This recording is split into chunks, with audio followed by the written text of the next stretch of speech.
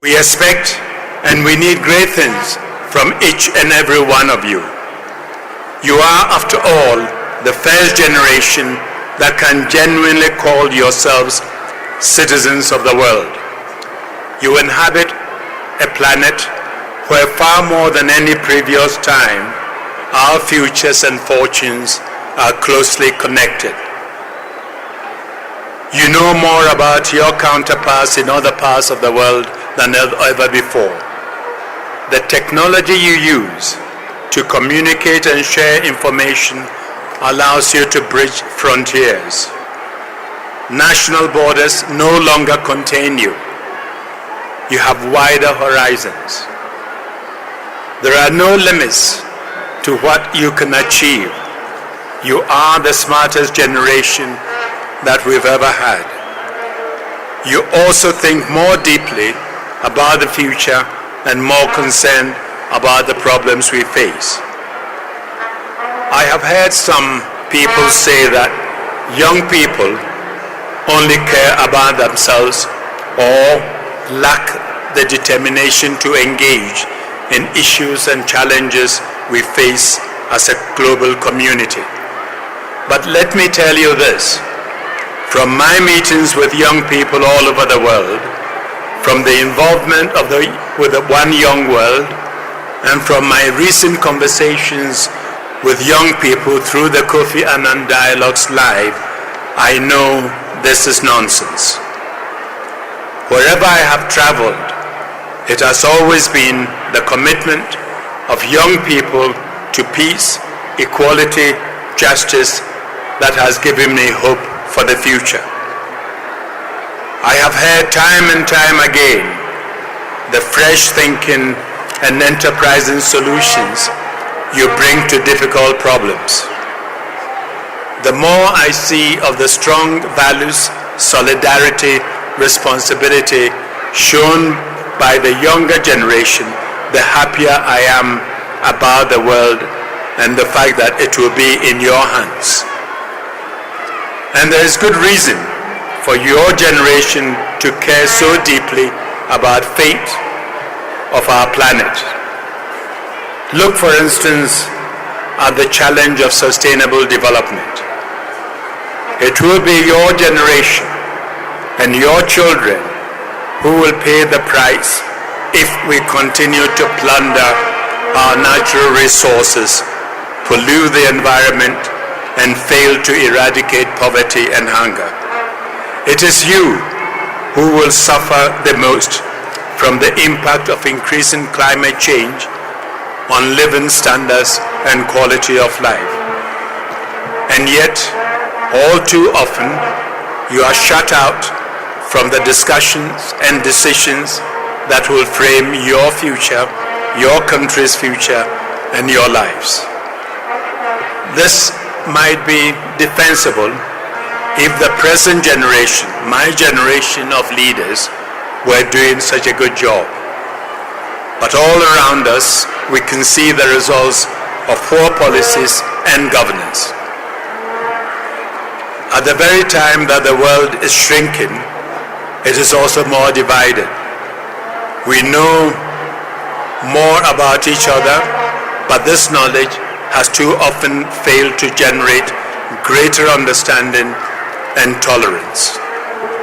We continue to face stark divisions along ethnic, religious, and cultural and gender lines. The gap between rich and poor, between countries and within them, continue to increase.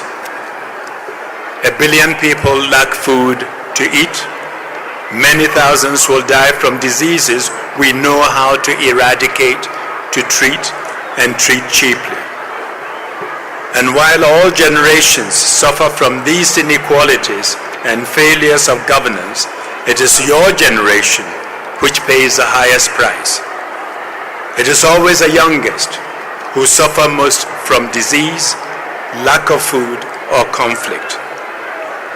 It is young people who have been hardest hit by the impact of the current economic crisis.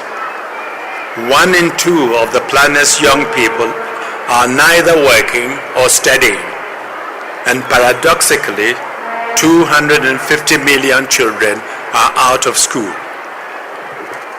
Each of us here today knows that we have the knowledge, the resources, and the capability to overcome these challenges. What is needed is the political leadership and effective democratic institutions to make it happen. One of the best strategies to ensure we tackle these problems with urgency they require is to make sure your voices are heard. We need you to spur the present generation of leaders into action. We need you to bring forward that fresh thinking which will make the breakthrough. Above all, we need you to accept the mantle of leadership yourselves to drive change in your communities, in your companies and countries, and to remind us all that in a globalized world, we sink or swim together. That we will only succeed if we rediscover the common values which connect us all and make sure we act on them. For just as any successful community works because of shared values, so our global community. It will only succeed if we promote and protect the values of our common humanity.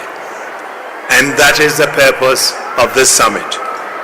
It is an opportunity for you to discuss the way forward and to learn from each other. It is a way of bringing your voices together so that even the political leaders with the hardest hearing can't miss to hear what you're saying. This is your summit. You will hear from some great speakers, some of the best known and most successful people in the world. But it is your views that count, just as it is your leadership which we are dependent on. We need your courage and confidence, your energy and creativity. It is a big responsibility, but I know that if you retain the confidence that you can make a difference, that you won't let us down. I am much older than you are, but I believe we share one characteristic. I retain the optimism that we can change our world for the better. Indeed, I have seen this change in my lifetime, and you will build on it. When I first went to America as a young student, black people were still legally treated in the southern states as second-class citizens. Now, America has a black president. Look at what South Africa has achieved in the last 25 years.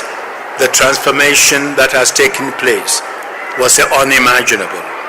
And even more recently, we have managed to have reduced by 50% the number of people living in extreme poverty 5 years ahead of the 2015 Millennium Development Goal target.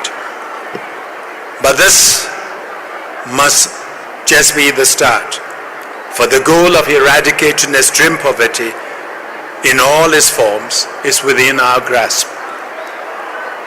But it requires all of you to drive this ambition forward.